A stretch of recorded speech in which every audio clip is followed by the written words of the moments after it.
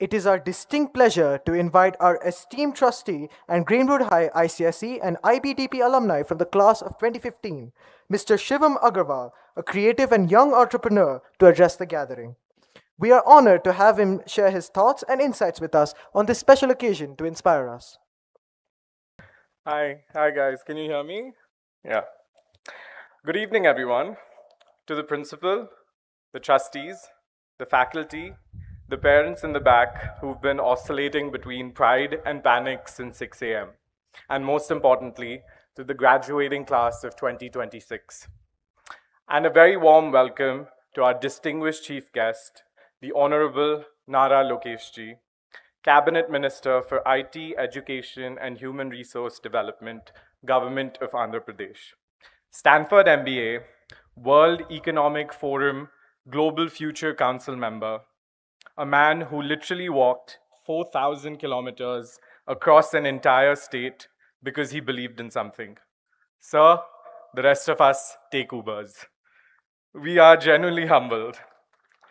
Now, I was asked to give a speech today, probably because not so long ago, well, okay, it's been 11 years, so I am a fossil. I was exactly where you all are. I too graduated from Greenwood High. And I want to be upfront. I have been to a lot of graduation ceremonies, and most speeches start with Webster's dictionary defines success as. I'm not going to do that to you. Instead, I'm going to tell you the truth, which is a little more entertaining and I hope slightly more useful. I went to Emory University in Atlanta, Georgia, and I showed up with a plan, a very serious, very responsible, very Indian family approved plan. Here's what nobody told me. College was going to completely destroy that plan, and it was going to be the best thing that ever happened to me. Because at Emory, I watched pre-med students graduate as musicians. I watched engineering majors become writers.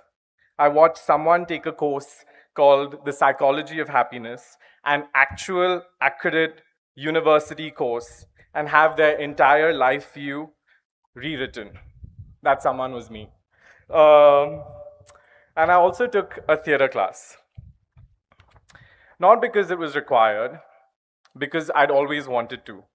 And there's something about being 18 and 9,000 kilometers from home that makes you just brave enough to do the thing you've always wanted to do. So here is my official first piece of advice. Take that weird class. The drama class, the home science class, the set building class, the one that makes your parents go, Beta, what does that have to anything to do with anything? Take it anyway. Steve Jobs dropped out of college but kept auditing classes that interested him. One of them was calligraphy. Completely useless, right? Except 10 years later, it shaped the entire typography of the Macintosh computer. He said, you cannot connect the dots looking forward. You can only connect them looking backwards. Trust the dots, even the dots that look like mistakes, especially the ones that look like mistakes. I want to talk about something Roger Federer said. In 2024, Federer gave the commencement speech at Dartmouth, and I love this little detail, which many people have missed. It was literally only the second time in his entire life that he had ever set foot on a college campus. He showed up, gave one speech, and left with a doctorate degree. In my next life, this is my move. Now, I know some of you are Nadal fans, some of you are Alcaraz fans, some of you are Sinner fans, and that's completely fine. We can disagree on the GOAT and still be friends. But here's something Federer said that nobody, not even Nadal fans, can argue with. Over his entire career, 20 Grand Slams, 103 singles titles, Roger Federer won just 54% of all the points he ever played. 54%. The greatest of all time, sorry, not sorry, barely won more than half the points he played, ever. His point was, You don't have to win every point. You don't have to be exceptional every single day. You just have to stay in the match. Show up, let the small wins compound over time. Something what Nidhi said. I think about this on the days I feel like I'm losing, and there are plenty of those.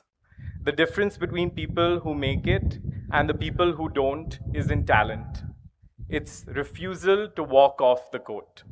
Show up, even when you're losing, especially when you're losing. I want to pause here and do something a little different. My father, Mr. Bijay Agarwal, someone who you guys know very well, is someone whose story I genuinely believe you need to hear. Not because he's my father, but because his life is the kind of story that reminds you of what is actually possible. He came with almost nothing, quite literally displaced, a refugee starting over from zero. And from that starting point, he built one of India's largest real estate companies. Last year, we listed Knowledge Realty Trust on the National Stock Exchange, India's biggest REIT, in partnership with Blackstone. From refugee to REIT. That is not a metaphor, that is his actual life. A few months ago, he gave a speech about that journey, and I want you to hear it from him, not from me. Could you play the video? From the dusty platforms of Kishanganj to thriving office spaces where the world comes to work, what an unforgettable ride this has been.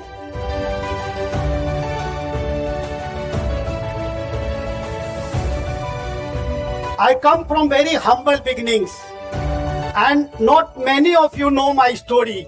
So today, on this momentous occasion, I thought I would share my story with you, the story of refugee to REIT. Born in Rangpur district of Bangladesh, my parents moved to Kishanganj, a small town in Bihar, after the partition. When I was just 3 months old, one of 10 siblings, we lived in a 2-bedroom house which did not even have a proper RCC roof. My father ran a small trading shop, and he taught us through his actions and life experiences. From him, I learned that no work is small, no effort is wasted, and no promise should ever be broken. At the age of 14, I left Kishanganj to live with my sister in Raniganj, West Bengal, where my brother-in-law ran a novelty store. I was pursuing my BCom honors, but alongside, I immersed myself in the store. The shop was making only rupees 250 in daily sales, and we built it up, rupees 10,000 a day just in 2 years. In those days, imported goods were most desired in India. And we were excited to bring these items to our customers. Here I learned that customers always need something new and novel.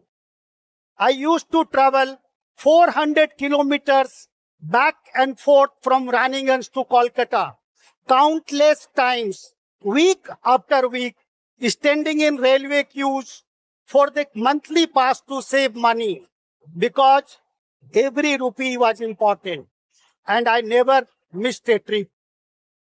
That small shop was my first business school. In the early 90s, I came to Bangalore by train with my wife, Neeru.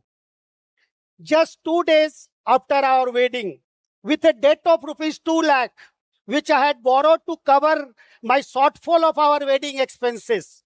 I still remember visiting an 8,000 square feet plot where the local brokers told me, "You are an outsider. You will not succeed here." Those brokers saw an outsider, but I saw an opportunity. That mindset made all the difference. Knowledge City the crown jewel of KRT today, was born out of the decision to expand and grow.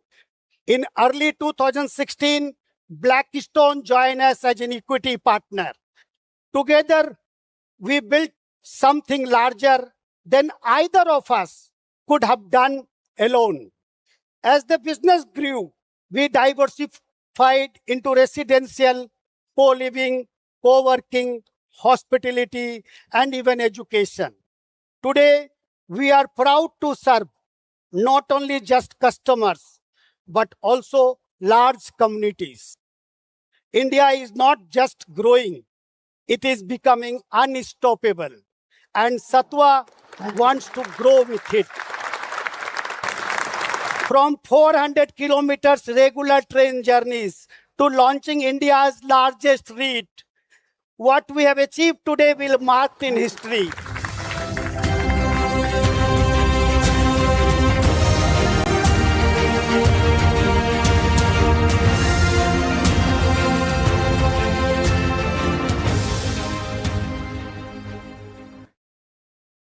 He was 18 once too. No safety net, no blueprint, just the decision made quietly every single day to not stop.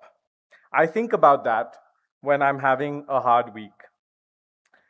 I joined the family business after college, and there's a very comfortable version of that story where you slot in, learn the system, and maybe one day run what was built before you. That version makes me deeply uncomfortable. So I started asking, what do I see that the generation before me didn't? What can I build that isn't just an extension of what already exists? We did the REIT listing, Knowledge Realty Trust, on the National Stock Exchange in partnership with Blackstone. REITs are still a relatively new concept in India, and for our company, it was our first ever public listing. I was part of the team that built it, SEBI filings, 150 plus investor meetings, roadshows across London, Singapore, and Mumbai, the whole thing. And then separately, just last year, I co-founded GCC Base, a company helping Fortune 2000 companies set up global capability centers in India. Brand new, zero legacy, started from a conversation and a conviction. The point isn't to read you my LinkedIn resume. I'm acutely aware that you're 18 and I'm standing between you and dinner. The point is, whether you walk into a family business, a startup, or a job you found on LinkedIn at 2 a.m. while mildly panicking, your job is not to maintain. Your job is to add. Find the angle that only you see. Go build that. Let me be honest with you, because I think we're past the pleasantries. There is no shortcut. I know we live in a world full of life hacks and 5-step frameworks. And I made $1 million by 23, here's how. And some of that is real. But underneath every single person who has ever built anything extraordinary, without exception, is obsession. My father didn't build what he built by being disciplined.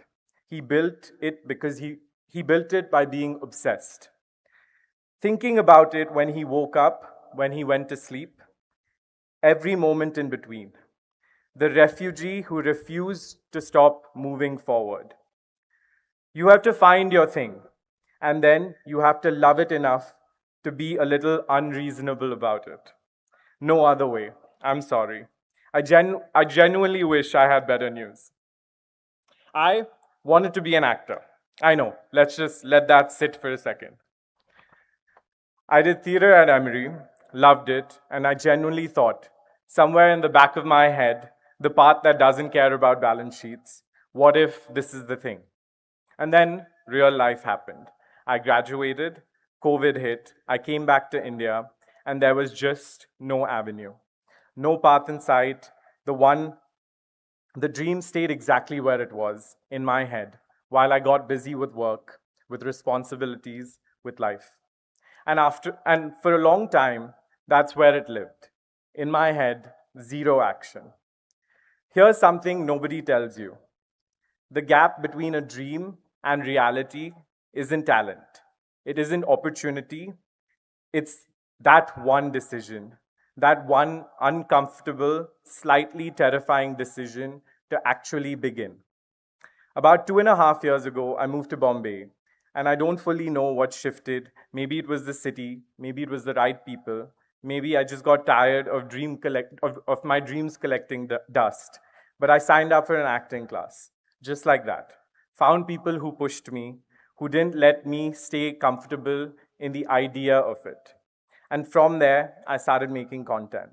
Real estate content under a brand which I call Day Zero, taking something genuinely dry, REITs, carpet area, commercial leasing, and trying to make it something people actually want to watch.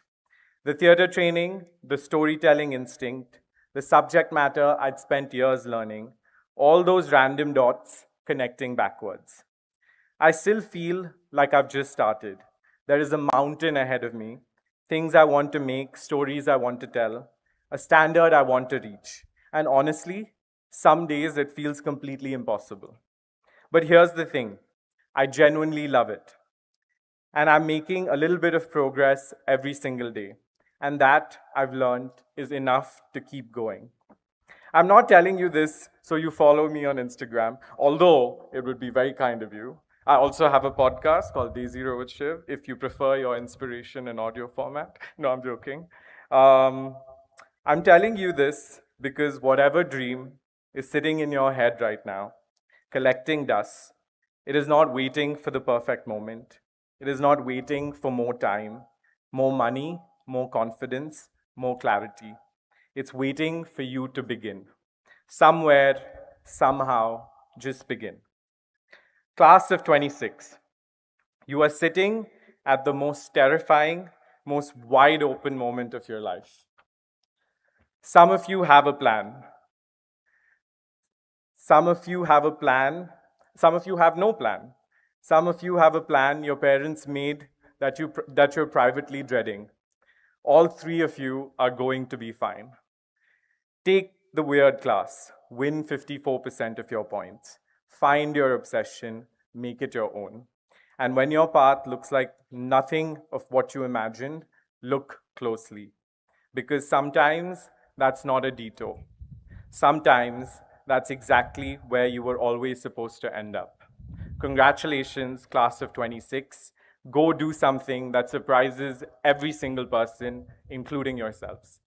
Thank you.